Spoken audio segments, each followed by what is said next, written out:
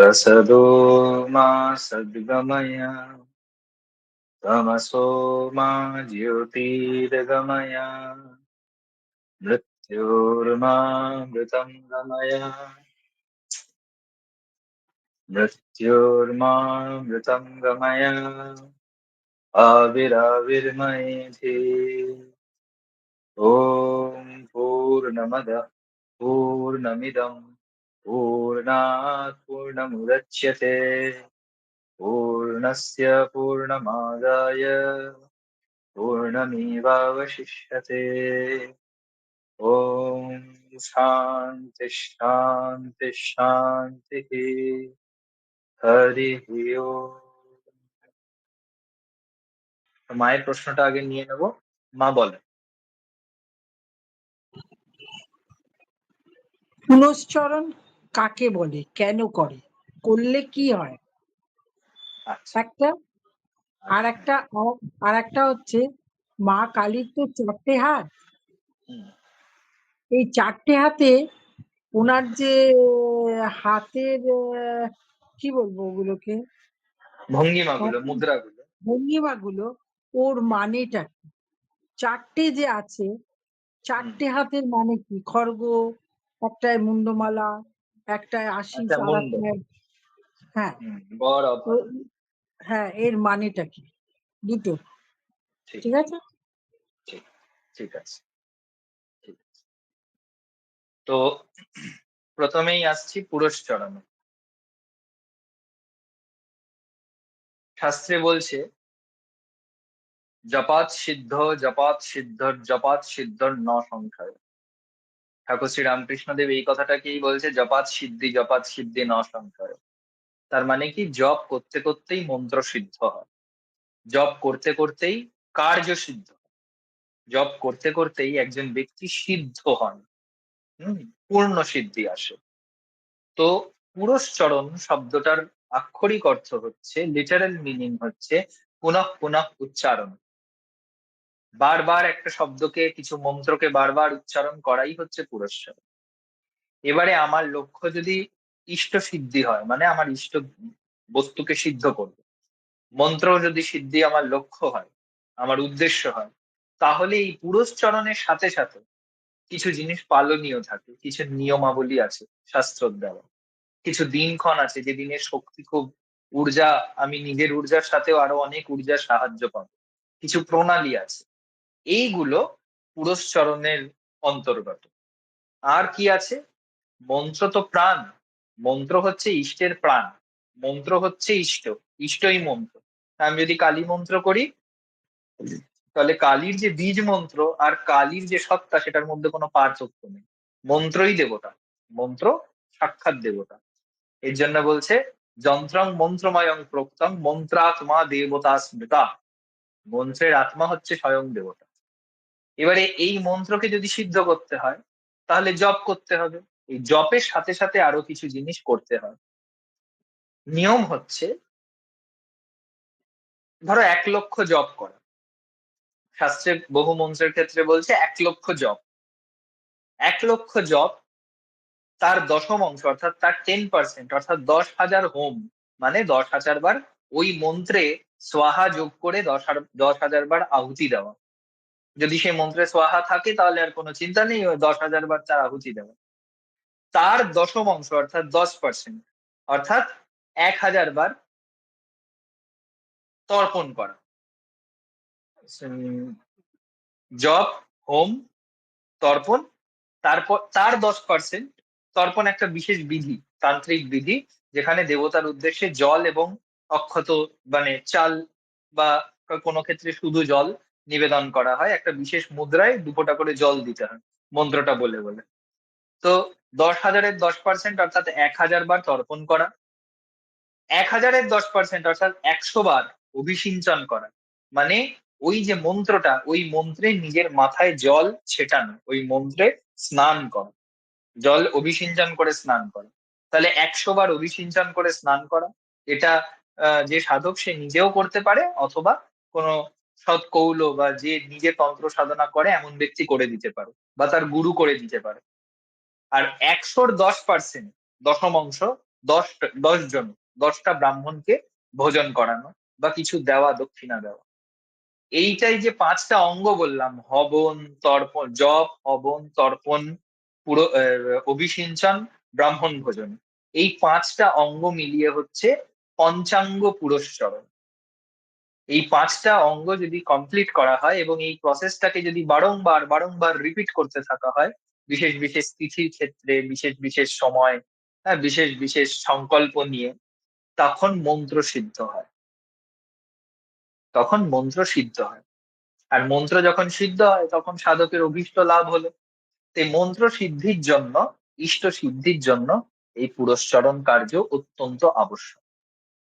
এই পুরস্চরণের নানা রকম আহ রয়েছে, নানা রকম তিথি রয়েছে, নানা রকম সময় রয়েছে। যেমনি গ্রহণ পুরস্চরণ হয়, সপ্তাহ পুরস্চরণ বা বার পুরস্চরণ হয় সপ্তাহের একদিন থেকে পরের সপ্তাহের ওই দিন পর্যন্ত। গ্রহণ পুরস্চরণ হয়, গ্রহণের সময় গ্রহণ লাগা থেকে গ্রহণ ছাড়া অব্দি কনস্ট্যান্ট জব করে যাওয়া। তিথি পুরস্চরণ হয়, একটা তিথি লাগা থেকে সেই তিথিটা ছাড়া পর্যন্ত জপ করা। উদয় অস্ত পুরস্চরণ হয়, সূর্য উদয় থেকে সূর্য অস্ত অব্দি জপ করা। আবার অস্ত উদয় পুরস্চরণ হয়, সূর্য অস্ত থেকে সূর্য উদয় অব্দি জপ করা। এরকম বিভিন্ন বিভিন্ন মেথড শাস্ত্রে বলা আছে, যাতে করে মন্ত্র সিদ্ধি হয়। তো পুরস্চরণের লক্ষ্যই হচ্ছে মন্ত্র সিদ্ধি, মন্ত্রের শক্তিকে আত্মস্থ করা। এই গেল পুরস্চরণের সাবজেক্ট। এবারে আসছে মা কালী। মায়ের যে 4টে হাত, এর জন্য একটু মায়ের ধ্যান মন্ত্রটা বলা দরকার। আমরা সহজভাবে যে ধ্যান মন্ত্রটা পাঠ করি, ধ্যান মন্ত্র মানে হচ্ছে দেবতার স্বরূপ বর্ণন, দেবতার স্বরূপকে ব্যাখ্যা করা, তাকে কেমন দেখতে, তার আইকনোগ্রাফিটা, তার রূপের মধ্যে কি কি বৈশিষ্ট্য রয়েছে, সেইগুলোকে মন্ত্রের মাধ্যমে ছন্দে এনে একটা ব্যাখ্যা তৈরি করা। তো এই ধ্যান মন্ত্রে, কালীর ধ্যান মন্ত্রে বলছে সবার ঊর্ধ্বাং মহাধীমাং। প্রথমেই বলছে সবার ঊর্ধ্বাং, মানে সবের উপর তিনি আরূঢ়া, অর্থাৎ সবের উপরে দাঁড়িয়ে আছেন। তো সবরূপী শিব ওনার পায়ের তলায় আছেন, সবরূপী শিব রয়েছেন। তাহলে সবার ঊর্ধ্বাং মহাভীমাং, তিনি প্রচন্ড ভীমকায়, অর্থাৎ প্রচন্ড বিকট দর্শন। সবার ঊর্ধ্বাং মহাভীমাম ঘোর দংষ্ট্রাং, দাঁত মুখ বার করে একদম হাসছে, দাঁত ফাত খিঁচিয়ে হাসছে। বড় প্রদান, বর দিচ্ছে। ঘোর দংষ্ট্রাং, বড় প্রদান। হাস্যযুক্তং ত্রিনেত্রং চ, তার মুখে সর্বদাই হাসি, তার 3টে নেত্র। কপাল কর্ত্রিকা করাং, কপাল মানে এখানে মুন্ড, আর কর্ত্রিকা মানে কাটারি বা খড়গ, মানে যা দিয়ে কর্তন করা হয়, অর্থাৎ ছেদন করা হয়। তা কপাল কর্ত্রিকা করাং, তার হাতে কপাল এবং কর্ত্রিকা ধরা আছে। মুক্ত কেশিং লোলজ্জিহ্বাং, তার কেশ মুক্ত, চুলটা খোলা, আলুলায়িত কেশ। লোলজ্জিহ্বাং, তার জিভটা সবসময় বেরিয়ে আছে, লক লক করছে। চতুর্বাহু সমাজ মুক্ত কেশিং লোলজ্জিহ্বাং পিবন্তিং রুধিরং মুহু, তিনি মুহুর্মুহু রুধির অর্থাৎ রক্ত পান করছেন, তার জিভে রক্ত লেগে আছে, জিভ থেকে ফোঁটা ফোঁটা রক্ত পড়ছে। পিবন্তিং রুধিরং মুহু। চতুর্বাহু সমাযুক্তাং বড়া ভয় করাং স্মরে, বা কোথাও কোথাও বলে চতুর্বাহু যুতাং দেবী বড়া ভয় করাং স্মরে, অর্থাৎ 4টে বাহু আছে তার, বর এবং অভয় দিচ্ছেন মা। তো এবার এই 4টে হাতের তাহলে 4টে মুদ্রার কি অর্থ হলো, দেখবে ভালো করে যদি লক্ষ্য করে দেখো সবাই, তাহলে দেখবে এই যখন মায়ের কালীর পুজো করি আমি প্রত্যেক অমাবস্যার সময়, তখন একটা সময় আসে যে একদম পুজোর শেষ ভাগে, মানে হোমের না, পুজোর শেষ ভাগে মাকে এই মুদ্রাগুলো দেখাতে হয়। খড়গ মুদ্রা এইভাবে দেখাতে হয়, মুন্ড মুদ্রা এইভাবে দেখাতে হয়, বর দেখাতে হয়, অভয় মুদ্রা দেখাতে হয়, এই মুদ্রাগুলো মাকে প্রদর্শন করতে হয়। তো এর এক একটা মানে আছে, ফিলোসফিক্যাল আসপেক্ট আছে, দার্শনিক দৃষ্টিভঙ্গিতে। প্রথমেই আসছে মুন্ড। এই মুন্ড, মাথা, হচ্ছে বিদ্যার প্রতীক, আবার এই মাথা হচ্ছে অহংকারের প্রতীক। আমাদের যত জ্ঞান সবই মাথার ভিতরে, আমাদের যত সাধনা সবই মাথা নিয়ে। তাহলে এই মাথাটা হচ্ছে আমাদের শরীরের সবচেয়ে প্রাইম অবজেক্ট। মাথা নেই মানে শরীরের কিচ্ছু নেই। এই মাথাটি মা ধারণ করে আছে, অর্থাৎ মা সমস্ত বিদ্যার অধিকারী হয়ে আছে এবং অহংকারকে নিজের হাতে ধারণ করে। অহংকারী যে মুন্ড, অহংকারের মুন্ড ছেদ করে উনি নিজের হাতে ধারণ করে, চন্ডমুন্ডের মাথা কেটেছিল, ওই মুন্ড নিজের হাতে ধারণ করে আছে। তো এটা হচ্ছে অহংকারের মুন্ডচ্ছেদ। মুন্ডু এখানে অহংকারকে রিপ্রেজেন্ট করছে, অহংকারের মুন্ডচ্ছেদ করছেন। কি দিয়ে মুন্ডচ্ছেদ করছেন? খড়গ দিয়ে। মায়ের খড়গের নাম হচ্ছে জ্ঞান খড়গ। অর্থাৎ অহংকারের অন্ধকারকে জ্ঞানের আলো দিয়ে মা ছেদন করছেন, অন্ধকারকে জ্ঞানের আলো দিয়ে কাটছেন। সেই জন্য মায়ের খড়গের নাম জ্ঞান খড়গ। সেই খড়গ দিয়ে মুন্ডুটা কেটে ধরে আছে, মানে অহংকারটা নিজের কন্ট্রোলে রেখে দিয়েছে। সাধকের অহংকার মায়ের কন্ট্রোলে, আর সাধকের মায়ের খড়গ সাধকের অহংকারের মুন্ডটাকে কেটে দেয়, অর্থাৎ অহংকারকে নাশ করে। এই হচ্ছে খড়গ এবং মুন্ড। আর বর আর অভয় হচ্ছে মায়ের এই সাধনার পথে চলতে যাওয়াটা দুর্গম। সাধনার পথে নানান বাধা, নানান বিপত্তি। তন্ত্রের পথে চলতে গেলে একটু ভুলচুক হলে সাধকের প্রাণনাশ পর্যন্ত হতে পারে। তো মা সেই ভয় থেকে অভয় দিচ্ছেন। বরা ভয় করাংস মোরে, বর অভয় করাংস মোরে। তো এক হাতে বর দিচ্ছেন আর এক হাতে অভয় দিচ্ছেন। বর মানে কি? আমি অভীষ্ট যা চাইছি আমাকে দিচ্ছে, যদি মা তৃপ্ত হন তাহলে অভীষ্ট সিদ্ধি হবে। আর অভয় দিচ্ছে যে তোমার ভয় পাওয়ার কোনো দরকার নেই, তোমার সাথে মা আছে। এই হচ্ছে কালীর চারটে হাতের ব্যাখ্যা। এরকম কালীর পা থেকে মাথা অবধি সমস্ত রূপের যা কিছু আহ ছোটখাটো খুঁটিনাটি রয়েছে, প্রত্যেক কটার আলাদা আলাদা ব্যাখ্যা রয়েছে, প্রত্যেক কটার আলাদা আলাদা ফিলোসফিক্যাল বা দার্শনিক ব্যাখ্যা রয়েছে। যে কেন একজন সাধক কালীর সাধনা করবে, কালীর সাধনায় সে কি পাবে, কি উপলব্ধি করার জন্য কালীর সাধনা করছে, সেইটা কালীর ওই রূপ বর্ণনা করে দিচ্ছে। এইটা হলো উত্তর। প্রথমে আসি নাম মন্ত্রের ক্ষেত্রে। বৈষ্ণবীয় শাস্ত্রে বলছে, হরের নাম হরের নামৈব কেবলম, কলৌ নাস্তেব নাস্তেব গতির অন্যথা। কথাটার মানে হচ্ছে, হরের নাম এখানে বৈষ্ণবরা করে দিয়েছে কি, হরের নাম মানে বলে দিয়েছে যে কৃষ্ণের নাম বা হরির নাম, কিন্তু কথাটা তা নয়। হরের নাম মানে হরে, যে তোমার দুঃখ কষ্ট হরে, তার নাম। তোমার ক্ষেত্রে কালী, আমার ক্ষেত্রে শিব, কারোর ক্ষেত্রে দুর্গা, কারোর ক্ষেত্রে জগদ্ধাত্রী হতেই পারে। তাহলে হরের নাম, হরের নামৈব কেবলম, একমাত্র এই নামই আছে, নাম বিনে গতি নাই। কলৌ নাস্তেব কলিযুগে, কলৌ নাস্তেব নাস্তেব গতির অন্যথা। কলিতে এই নাম ছাড়া গতি নেই, গতি নেই, গতি নেই। ঠিক আছে? এই জন্য সাধক রামপ্রসাদও লিখছেন কালী কালী বল রসনা। আর রামকৃষ্ণ দেবকেও দেখা যাচ্ছে যে তিনি কালী কালী কালী কালী করে গেছেন। তো নাম হচ্ছে, নাম নামীকে টেনে আনে। তোমার নাম অনুরাগ, তুমি আমার থেকে 10 হাত দূরে আছো, তোমাকে আমায় চিৎকার করে ডাকতে হবে। তুমি আমার থেকে 2 হাত দূরে আছো, আমি তোমায় আস্তে ডাকলেই হবে। তুমি আমার থেকে আরো অনেক হাত দূরে আছো, আমাকে একটা চোঙা বা মাইক নিয়ে জোরে বলতে হবে। আর তুমি আমার থেকে আরো দূরে আছো, তোমাকে আমি হোয়াটসঅ্যাপে ভিডিও কল করবো, অনুরাগ নামে সেভ করা থাকবে। ঠিক আছে? তো ইন্টেন্সিটিটা তাহলে ডিফারেন্ট হলো, তাই তো? মিডিয়াম অফ কানেকশনটা বা মিডিয়াম অফ কমিউনিকেশনটা ডিফারেন্ট হলো, কিন্তু ব্যক্তিটি এক। ব্যক্তিকে ডাকতে গেলে আমাকে তার নাম নিয়েই ডাকতে হবে, তার নামের মধ্যেই তার সত্তাটা লুকিয়ে আছে। ঠিক, তার নামের মধ্যে তার সত্তাটা, অনুরাগ নামের মধ্যে অনুরাগের সত্তাটা লুকিয়ে আছে। আমি যদি অনুরাগের দিকে না তাকিয়েও অনুরাগ বলে ডাকি, তাহলে অনুরাগই সাড়া দেবে, তাই তো? এইটা হলো নাম জপ। অনুক্ষণ সেই দেবতাকে বারবার মনের মধ্যে স্মরণ করতে থাকা, কালী কালী কালী, দুর্গা দুর্গা দুর্গা, কৃষ্ণ কৃষ্ণ কৃষ্ণ। তার মধ্যে কৃষ্ণের প্রতিচ্ছবিটা পরিষ্কার হবে, তার দেবতা, তার ইষ্ট, যে নাম করছে সেই নামই, যার নাম, তার প্রতিচ্ছবিটা তার কাছে পরিষ্কার হবে, তার ধারণাটা তার কাছে সম্যক হবে, পরিষ্কার হবে, পরিপূর্ণ হবে। এই নামের কি, নামের টানে নামই আসে, এই নাম নামীকে টেনে আনে। এটা মনে তার স্থান করে দেয়, তার মনে নাম চলতে চলতে নামীর স্থান হয়ে যায়।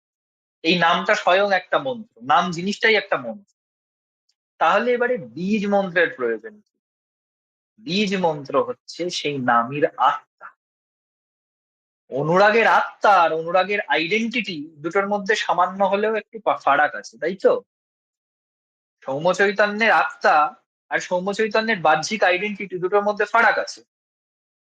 আমি যখন কালী কালী কালী করব, তখন আমি কালীকেই দেখবো, কালীকেই চাইবো, কালীর সত্তাটা আমার কাছে পরিষ্কার হবে। কিন্তু ওই কালীর পূর্ণ উপলব্ধির জন্য, নিজের অন্তরে সেই কালীকে বসিয়ে দেওয়ার জন্য, কালীর পূর্ণ শক্তি উপলব্ধি করার জন্য আমাকে সেই বীজ মন্ত্রে আসতে হবে। এবং এই বীজ মন্ত্র সতত আসবে, সতত আসবে। কেউ যদি ঠিক ঠিক নাম জপ করতে পারে, সে আপনি আপ বীজ পাবে। হয় তার নিজের মনের থেকে আসবে, নয়তো তার স্বপ্নে প্রাপ্ত হবে, নয়তো তাকে গুরু খুঁজে বার করে কানে মন্ত্র দিয়েছে। হুম। তো এইটা হচ্ছে নাম মন্ত্র আর বীজ মন্ত্র প্র্যাকটিস করার মধ্যে তফাৎ। এবারে যার স্পিরিচুয়াল ম্যাচিউরিটি যে জায়গা, আমার স্পিরিচুয়াল ম্যাচিউরিটি যদি সাংঘাতিক জায়গায় থাকে, তোমার যদি সাংঘাতিক জায়গায় থাকে, তাহলে দেখা গেল তোমার বীজ জপ করতেই লাগলো না, তুমি কেবল নাম বলেই চৈতন্য হয়ে যেতে পারলো। তুমি কেবল নাম উচ্চারণ করেই ভাবে বিভোর হয়ে যেতে পারলে, যা ঠাকুরের হয়েছিল, শ্রীরামকৃষ্ণ দেবের হয়েছিল। তিনি কিন্তু বীজ মন্ত্রে দীক্ষিত, তিনি বীজ মন্ত্র জপ করেছেন, সিদ্ধ হয়েছেন, সব 64 তন্ত্রে সিদ্ধ হয়েছেন। কিন্তু অন্তিমে কেবল কালী কালী করে গেছেন, কারণ ততদিনে উপলব্ধি হয়ে গেছে কালীর নাম আর কালীর বীজ ওনার কাছে তখন এক হয়ে গেছে। এই এক হওয়াটা হচ্ছে সাধনার ফল। কাজে আমি কি সাধনা করছি, আমি যদি ইন্টেন্সিটি নিয়ে সাধনা করা শুরু করি, সেটা আমি বীজ দিয়ে করি আর নাম দিয়েই করি, আমাকে কিন্তু দুটোকেই এক জায়গায় রাস্তাটা নিয়ে আসবে। দুটো রাস্তা প্যারালালি এক জায়গায় আসবেই আসবে। কারণ আমার যদি উদ্দেশ্য থাকে ঈশ্বরের প্রাপ্তি, সেই ইষ্ট দেবতার প্রাপ্তি, তাহলে আমি নাম দিয়ে শুরু করি বা বীজ দিয়ে, যদি বীজ দিয়ে শুরু করি নাম আমার কাছে আসবে, যদি নাম দিয়ে শুরু করি বীজ আমার কাছে আসবে। অর্থাৎ যদি বীজ দিয়ে শুরু করি, নামের প্রতি আমার ভাব তৈরি হবে আপনি আপ। যদি নাম দিয়ে শুরু করি, তাহলে বীজের প্রতি আমার ভাব তৈরি হবে আপনি আপ, বীজ আমার ঠিক প্রাপ্ত হবে। নাম মন্ত্রের সুবিধা হচ্ছে, নাম মন্ত্র যত্রতত্র যে কোনো অবস্থায় জপ করা যেতে পারে, বীজ মন্ত্র যত্রতত্র যে কোনো অবস্থায় জপ করা যেতে পারে। কিন্তু যারা ঠিক ঠিক সাধন করতে চায়, এটা আমাদের উপলব্ধি বা শাস্ত্র বচন, যে একটা স্পিরিচুয়াল রুটিনে থাকার জন্য আসন পেতে বসে ঠিক ঠিক ভাবে জপ করা উচিত। কারণ সব সময় আমি যখন জব করছি, আমার ফুলেস্ট কনসেন্ট্রেশন নাও আসতে পারে। কারণ আমি তো বিভিন্ন কাজের মধ্যে আছি, আমার কনসেন্ট্রেশন ভটকাতে পারে। আমার এনার্জি, যেটা আমি এমন একটা লোকের পাশে বসে আছি যার নিজের ঊর্জাটা খুব বাজে, আমার ঊর্জাটাকে সে টেনে নেবে। আমি যদি তখন বসে বসে মালা জপ করি, বীজ মন্ত্র, আমার বীজের পুরো ফলটা নষ্ট হয়ে গেল। এই জন্য আসনে বসে আসনটাকে শুদ্ধ করে, আসন সিদ্ধির জন্য, মন্ত্র সিদ্ধির জন্য বীজ মন্ত্র জপ করা দরকার। যখনই সিদ্ধি, শক্তি অর্জন, শক্তি সাধনা, এই সাবজেক্ট গুলো আসছে, তখন বীজ মন্ত্র অবশ্যম্ভাবী, আবশ্যক। কিন্তু যদি কেবল ভাবের প্রশ্ন আসে, সেখানে নাম যথেষ্ট। তো আমি যখন আশ্রমে যেতাম, হুম। তখন বিভিন্ন সময় বিভিন্ন রকম তো আলোচনা হতো। তো হুম। সেখানে বাবা ঠাকুরের কাছে বিভিন্ন সময় জপ নিয়ে প্রশ্ন উঠতো, যে কত হুম। সংখ্যক জপ করব বা নিত্য জপ এরকম উঠতো। তো উনি হুম। একটা কথাই বলতেন, 10 বার জপ করার থেকে না করা ভালো। আর বাহ, যদি ভালো কথা জপ বললি। 10 বার জপ করার থেকে জপ না করা ভালো। হুম। আর যদি জপ করতে হয়, তো থেকে থাকার জন্য 108 বার করো, কিন্তু হাজার হাজারের নিচে জপ করলে প্রতিদিনই ও কিছু হয় না। ঠিক, একদম তো ঠিক। এবার হ্যাঁ, বললো যে 10 বার জপ করার থেকে না করা ভালো, যদি ছেকে থাকতে হয় 108 বার করো। আর যদি হুম। হাজারের নিচে জপ প্রতিদিন, মানে হাজার জপ না করলে কিছুই হয় না।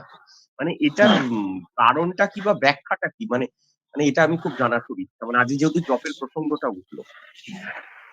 ব্যাখ্যা এটার কিছুই না, ব্যাখ্যাটা হচ্ছে কে সাধনা নিয়ে কতটা ইন্টারেস্টেড, কার কাছে সাধনা কতটা ইম্পর্টেন্ট। দেখতে হবে কে কেন জব করছে। আমরা জব করি সাধনার জন্য, আমরা জব করি সাধনার জন্য। আমি ঘুম থেকে উঠে বাসি বিছানায় বসে আমার প্রক্রিয়া করি, জব করি, 108 বার জব করি। তারপর সারাদিনে সুযোগ পেলাম বসলাম, না সুযোগ পেলাম কোনো আক্ষেপ নেই। ঠিক। তো দেখতে হবে কেউ যদি সাধনার উদ্দেশ্য নিয়ে জপ করে, তার মনের ভাবটা যদি তার ইষ্টে ঠিক থাকে, তাহলে তার একবার মন্ত্র উচ্চারণেই হয়ে যাবে, যেটা ঠাকুর শ্রী রামকৃষ্ণ দেবের হতো। আমরা সেই পর্যায়ে নেই। আমরা তার থেকে সাধন জগতে অনেক নিম্ন জায়গায় আছি, অনেক নিম্ন স্তরে রয়েছি। কাজেই আমাদের তখন সংখ্যা ধরে জপ করতে হবে। অ্যাকচুয়াল নিয়মটাতে 1,00,000 জপ করা, অর্থাৎ 1,00,000 জপ করা। লক্ষ্যটা এক জায়গায় থাকবে, লক্ষ্যটা মন্ত্রে থাকবে, লক্ষ্যটা ইষ্টে থাকবে। এটা যদি আমার 108-এ হয়, ভালো। 580-তে হয়, ভালো। 1008-এ হয়, তাও ভালো। জেনারেল টার্মসে, এবারে বাবা ঠাকুর যখন কথাটা বলেছেন, উনি জেনারেল টার্মসে বলেছেন। কারণ উনি তো রাম শাম যাদু মধু কে কতটা সাধনা নিয়ে ইন্টারেস্টেড আলাদা আলাদা করে বলবেন না। উনি জনসাধারণের জন্য বলেছেন। জনসাধারণের জন্য বললে এটা একটা জেনারেল ফিগার, একটা জেনারেল ফিগার। আপনি মানে যদি 1,008 বার জব করেন, তাহলে অন্তত পক্ষে 5টা জব আপনার কনসেন্ট্রেশনে লাগবে। ওই 5টা জবই আপনার প্রাপ্তি। তো আমি যদি 1,000 বার জব করি, অন্তত পক্ষে আমার 5টা 10টা জব আমার ঠিক জায়গায় লাগবে, যদি মন খুব চঞ্চল হয়। আর যদি মন খুব শান্ত সমাহিত হয়, তাহলে আমার হাজারের হাজারটাই লাভ। তো এটা পুরোটাই সাবজেক্টিভ ম্যাটার। এটা পুরোটাই ডিপেন্ড করছে সাধক কতটা ইন্টেন্সিটি, কতটা গাঢ় কনসেন্ট্রেশন নিয়ে জপ করছে। একটা সময় এমন হয়, মন্ত্র যদি ঠিক ঠিক হৃদস্পন্দনের সাথে বেঁধে যায়, তখন মালাও জপ করতে ইচ্ছা করে না। চুপ করে বসে থাকাটাই যথেষ্ট। কারণ জব তখন আপনার আত্মা করবে, আপনি শুধু শুনবেন। ওটার আলাদাই আনন্দ। এই জন্য বহু সাধকরা ওই টিকটক টিকটক আওয়াজ হয় এরকম ঘড়ি রেখে দিত, ছোট ঘড়ি। ঘড়ির কাঁটা নড়তো আর তার মন তার সাথে অ্যালাইন্ড হয়ে জব শুরু করে দিত। আর এই টিকটক টিকটকের মধ্যে তার জব চলতেই থাকতো, সারাক্ষণ চলছে, সারাক্ষণ চলছে। তো এইসব সাধকের আর 108 আর 1,008-এর কোনো তার সংখ্যা রাখার প্রয়োজন নেই, তার মালা ধরারও প্রয়োজন নেই, তার ঝোলা নেওয়ারও প্রয়োজন। আবার যার প্রয়োজন আছে, আমাদের মতো লোকেদের, আমাদের জব করতে বসা উচিত। আমাদের জব তর্পণ গুলো নিয়মিত করা উচিত। সেখানেও আমাদের সব সময় হয় না, আমরা অনেক সময় ফেলিওর হয়ে যাই। তো এই কারণে বাবা ঠাকুর এই কথাটা বলেছেন বলে আমার মনে হয়। কারণ এনারা সিদ্ধ সাধক, এনারা উম, কি বলবো, দৃষ্টিপ্রাপ্ত সাধক। তো অ্যাকচুয়ালি দেখুন, অধিকাংশ লোক দীক্ষা যে নেয় কেন নিচ্ছে সেটাই জানে না। অধিকাংশ লোক মনে করে আমি আমার সংসারে খুব ঝামেলা, আমি একটা দীক্ষা নিয়ে নি ঠিক হয়ে যাবে। অনেক লোক আছে যে দীক্ষা কেন নেব, না দীক্ষা নিলে আমি একটু ঠাকুরকে ভোগ দিতে পারবো, তো নিয়ে নি দীক্ষা। অধিকাংশ লোক দীক্ষা নেয়, দীক্ষা নিলে আমার ছেলেটা পড়াশোনায় ভালো হয়ে যাবে, তো নিয়ে নিলাম দীক্ষা। দীক্ষাটা যে কেন নিচ্ছে, এই জায়গাটাই অধিকাংশ লোকের কাছে ক্লিয়ার নয়। আর তারপরে তো আছে দীক্ষার নানা রকম ভেদ। আজকাল তো দীক্ষা বীজ মন্ত্র উচ্চারিত হচ্ছে মাইকে। এতে কিন্তু এগুলো ফলপ্রসূ হয় না। দীক্ষা অত্যন্ত গোপন ব্যাপার, মন্ত্র গুপ্তি হচ্ছে সবচেয়ে ইম্পর্টেন্ট অংশ। যে মাইকে নাম মন্ত্র দেওয়া যেতে পারে, নাম মন্ত্রের নিয়মই হচ্ছে জনে জনে বিলাও। নাম জোরে জোরে উচ্চারণ করা যায়, একদম সিদ্ধ, কোনো অসুবিধা নেই। কিন্তু যদি বীজ মন্ত্র হয়, তাহলে তা কখনো জোরে উচ্চারণ করা উচিত নয়। যে কোনো বড় ইনস্টিটিউশন করুক, যে কোনো জায়গা করুক, শত শত লোকের মাঝখানে দীক্ষা দেওয়া হচ্ছে, শত শত লোককে একটা ঘরে নিয়ে গিয়ে মাইকে বীজ মন্ত্র উচ্চারণ করে দীক্ষা দেওয়া হচ্ছে, একেবারে করা উচিত না। অন্যায়, ভীষণ ভাবে অন্যায়। কারণ একটা জিনিস বুঝতে হবে, শাস্ত্রের ঊর্ধ্বে রামও নয়। শাস্ত্রের কিছু জিনিস মেনে চলা দরকার। এই মন্ত্রগুলো দেবতার আত্মা, এই মন্ত্রগুলো গোপন রাখার কথা। এই আজকে এত অনাচার হচ্ছে শুধুমাত্র এই কারণে, শুধুমাত্র মানে এটাও একটা, তার একটা খুব ইম্পর্টেন্ট কারণ। ধর্মজগতে এত অনাচার ঢুকে গেছে, এটাও তার একটা ইম্পর্টেন্ট কারণ। মন্ত্র হবে 1 to 1, গুরু শিষ্যকে দেবে, মাথা ঢেকে ঠুকে দেবে, মাথা টাথা ঢেকে দেবে, পাশের লোক শুনতে পাবে না, এমন ভাবে দেবে। হম, ফিস ফিস করে দেবে প্রয়োজনে। কারণ মন্ত্রের মাধ্যমে ওই গুরুর মুখটা, ঠোঁটটা যে কানের কাছে আসছে, এতেই কর্ণশুদ্ধি হয়। ওই যে মন্ত্র দিচ্ছে, এতে কর্ণশুদ্ধি হয়। তারপরে দিতে হয় অভিষেক ইত্যাদি, পরের কথা। তো অভিষেক ছেড়েই দিলাম। কানে মন্ত্র গুরু শিষ্যের একান্তে হওয়া উচিত। যদিও বা কানে মন্ত্র না দেয়, উপদেশ ক্রমেও মন্ত্র দেওয়া যায়, লিখে মন্ত্র দেওয়া যায়, কিন্তু সেটাও একান্তে, আশেপাশে কেউ থাকবে না, থাকলেও বুঝবে না, জানতে পারবে না। এরকম বহু দীক্ষা পূর্বে বড় বড় মহাপুরুষদের ক্ষেত্রেও হয়েছে। পাহাড়ি পথে হাঁটছে, হ্যাঁ, গুরু এসে এরকম, গুরু শিষ্যের তার আগে তো দেখাই হয়নি, এক সাধু এসে এরকম ভাবে টেনে, "এই আয় তো বাবা" বলে এরকম কানটা টেনে কানে মন্ত্র দিয়ে সাধু সাধুর মতো ভ্যানিশ, আর এই লোকও নিজের গন্তব্যে দিকে রওনা হয়ে গেল। আর সারা জীবনে গুরু শিষ্যের দেখাই হলো না, ওই হয়ে গেছিল, ওই দীক্ষা, ওই শেষ। হম কাজেই এরকম বহু হয়েছে, কিন্তু মন্ত্র ওরকম মাইকে বলে বা এ বলে দেওয়া উচিত নয়, বীজ মন্ত্র। তো যাই হোক, আমি অন্যদিকে ঘুরে গেলাম। তো মোট কথা, জব দিনে 1000 করতে পারলে তো সবচেয়ে ভালো, যত বেশি জব করা হবে তত ভালো। মানুষ তো পরিস্থিতির দাস, কখনো সময় পায়, কখনো পায় না। কিছু কিছু ক্ষেত্রে আমরা বারণ করে দিই, 108-এর বেশি জব করবে না, বাধ্য হয়েই বারণ করতে, কারণ বারণ করা দরকার। তাকে এমন একটা মন্ত্র উপদেশ করা হয়েছে, যে মন্ত্রটা যদি বেশি জব করে ফেলে, তাহলে নিজের উপর নিজে তার এফেক্টটা নিতে পারবে না, তার এফেক্টটা সে পুরোপুরি নিতে পারবে না, কারণ তার উপরে নেগেটিভ এফেক্ট শুরু হয়ে যাবে। এগুলো ঊর্জার ব্যাপার রয়েছে। সেক্ষেত্রে তখন সে ওইভাবে, যতটুকু নির্দেশিত হয়েছে, তাকে যে মন্ত্র দিয়েছে, গুরু আচার্য যাই বলুক না কেন, সে সেইটুকুই শুধু মনে, তাতেই তার হবে, তাতেই হবে। এটা শুধুমাত্র ইষ্টমন্ত্রের ক্ষেত্রে, কোনটা? এই 1008-এর ব্যাপারটা। 1008-এর ব্যাপারটা ইষ্ট মন্ত্রের ক্ষেত্রে। আর শুধু ইষ্ট মন্ত্র না, এইগুলো আসলে পুরোটাই গুরুমুখী বিদ্যা। গুরু যদি কাউকে বলে দেয়, মন্ত্র কানে দিল, ইষ্ট মন্ত্রই দিল, দিয়ে বললো তুই 1008-এর বেশি জব করবি, এই তুই 108-এর বেশি জব করবি না, তাহলে তার সেটাই পালন, তাহলে তার সেটাই পালন। রামকুমার চট্টোপাধ্যায়ের নাম শুনেছেন তো? বিখ্যাত গায়ক, হ্যাঁ, হ্যাঁ, হ্যাঁ, হ্যাঁ, টপ্পা গায়ক, হ্যাঁ। ঠুমরি গায়ক, রামকুমার চট্টোপাধ্যায়। রামকুমার দুর্গাপুজোর সময় আমার গান চট্টোপাধ্যায়, করতে লিখতে।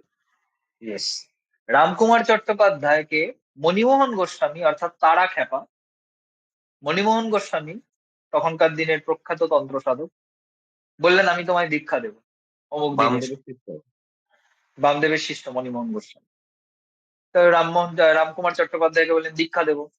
তো তিনি বলছেন, তো বাবা আমি তো মন্ত্র টন্ত্র জপ করতে পারি না, আমার তো সময় হয় না। বলছে সকালবেলা উঠে করবে। না বাবা, সকালবেলা ঘুম পায়। আর তো স্নান করার পর পড়বে। না, স্নান করার পর খিদে পায়, যা হয় আর কি। একটার পর একটা বাহানা, যে আমি তো কোনো সময় জপের সময় পাবো না। তো মণিমোহন গোস্বামী শেষমেশ বলছেন, পায়খানায় যাও তো, ঠিক এইভাবে বলছেন, বাথরুমে তুমি যাও তো সকালের কর্ম করতে, প্রাতঃকৃত্য সারতে, প্রাতঃকৃত্যের ওখানে বসে বসে জব করবে, ওইটাই যা জব হবে তাতেই তোমার জীবনে হয়। হম তো সে তার গুরুর নির্দেশিত পথে চলেছিলেন, আমি আশা করবো, তারপরে আমি জানি না, এটা বলছি। কিন্তু এরকম নির্দেশও গুরুরা দিয়ে থাকে। আমরাই বলে থাকি, আমরা তো গুরু টুরু কিছু না, আমরাই বলে থাকি যে পায়খানায় বসে বসেও জব করা যায়। হম কিন্তু সেটা অভ্যন্তরীণ জব হবে। অভ্যন্তরীণ জব সর্বসময় সর্বক্ষেত্রে করা যেতে পারে, যত করা যায় ততই ভালো, তাতে মঞ্চের দিকে মনটা থাকবে। হ্যাঁ, আমার কোয়েশ্চেনটা হচ্ছে যে আম, সংকল্প কেন করে, মানে সংকল্প কেন নেওয়া হয়? সংকল্প নেওয়া হয় দৃঢ়তার জন্য। সংকল্প ইজ আ রেজলিউশন, সংকল্প is a promise to the god বা টু দ্য ডিটি। তা আমরা মানুষকে প্রমিস করেই যদি আমাদের মধ্যে মনুষ্যত্ব থাকে, তাহলে আমরা মানুষকে কোনো প্রমিস করলে চেষ্টা করি সেটা রাখার।